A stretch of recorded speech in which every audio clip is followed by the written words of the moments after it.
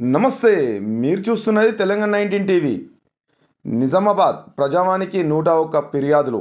ప్రజావాణి కార్యక్రమానికి ప్రాధాన్యమిస్తూ ఫిర్యాదులను సత్వరమే పరిష్కరించాలని కలెక్టర్ టి. వినయ్ కృష్ణారెడ్డి అధికారులకు సూచించారు. సమీకృత జిల్లా కార్యాలయ సముదాయ సమావేశ మందిరంలో సోమవారం రోజున నిర్వహించిన ప్రజావాణి కార్యక్రమానికి 101 ఫిర్యాదులు అందాయి.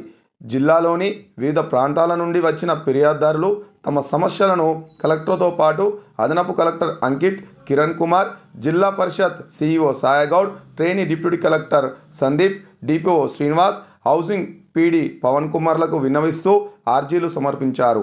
కాగా ఫిర్యాదులను పెండింగ్లో పెట్టకుండా ఎప్పటికప్పుడు పరిశీలన జరుపుతూ సమస్యలను సత్వరమే పరిష్కరించాలని కలెక్టర్ అధికారులకు సూచించారు.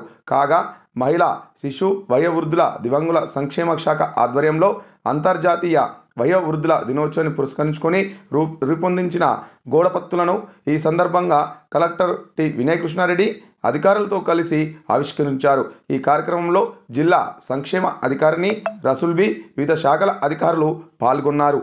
మరికొన్ని ప్రాంతీయ వార్తల కోసం చూస్తూనే ఉండండి తెలంగాణ 19 టీవీ.